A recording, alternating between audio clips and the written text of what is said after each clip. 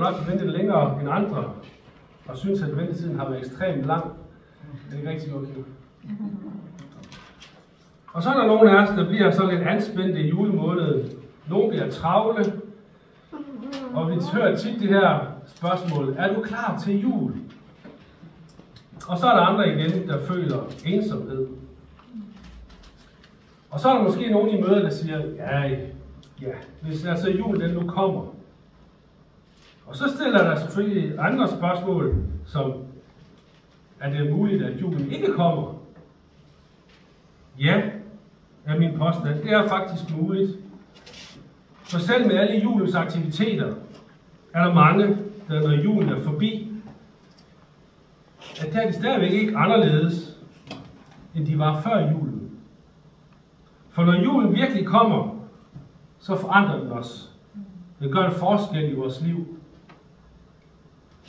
Hvert år er der millioner af mennesker, for hvem julen aldrig rigtig kommer. Og nu er det jo ikke sådan, at det ikke den 24. december ikke kommer. Den kommer. Men julen kommer ikke rigtig ind i deres hjerter og i folks liv. Så bønnen i dag er, at Guds ånd må komme over os og forandre os den her jul. At julen virkelig vil ske ind i vores hjerter. At vi må forstå julen. For julen er, at Gud elsker os så meget, at han vil komme til den her verden for at blive en del af vores liv, og senere for at dø for os. Lad os lige bede sammen igen, inden vi går videre. Herre Jesus, tak for igen for dit budskab. Tak, at vi kan høre det endnu en gang i dag på vores vandring her mod evigheden. Tak, Herre, at det ikke var op til os at skulle frelse os selv. Det kunne vi ikke. Vi kunne ikke betale den pris, som vi skyldte, men du kommer til for at betale for os. Og tak, at du tillader os, at vi kan fejre og feste i dag, som vi sagde tidligere, fordi Messias kom til jorden. Så Herre, skab en jubel i vores hjerter, også i den her tid, hvor vi hører dit ord blive talt, og hjælp mig. Bevar mig for at sige noget, som ikke ophøjer dig den her morgen. I Jesu navn. Amen. Så, afhængig af hvor I har været henne, så er julepynten, den har været hængt op før Thanksgiving. Og julemanden har længe været rundt i indkøbscentrene, og reklamerne i postkasserne har været næsten fordoblet, hvis I stadigvæk modtager reklamer.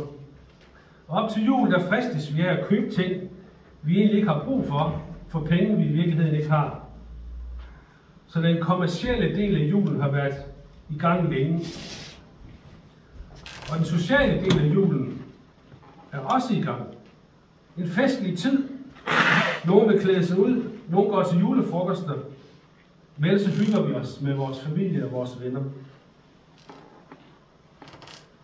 Der var engang en mand, som besluttede sig for at sende 600 julekort ud til totalt fremmede mennesker.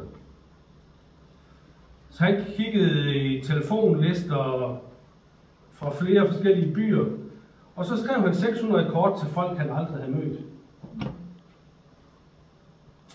Han satte sin afsenderadresse på kuverterne og sendte dem med posten. Utrolig nok så fik han faktisk 117 svar tilbage fra helt fremmede mennesker. Der var en dame, der skrev: det var så godt at høre fra dig.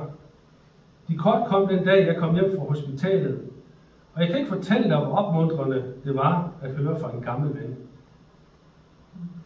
Der var en anden, der skrev: jeg må indrømme, at da vi modtog dit kort, kunne vi ikke rigtig se dig for os.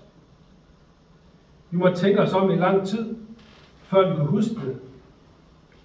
Men hils forresten din far fra os. Han er sådan en vidunderlig mand. Men det mest overraskende var måske fyren, der skrev: det var så godt at høre fra dig efter alle de her år. Vi kommer til byen næste sommer. Vil det være i orden, hvis vi kommer tilbragt et par dage hos dig? Folk længes efter nærvær, efter personlige forhold, i en på flere måder kold tid.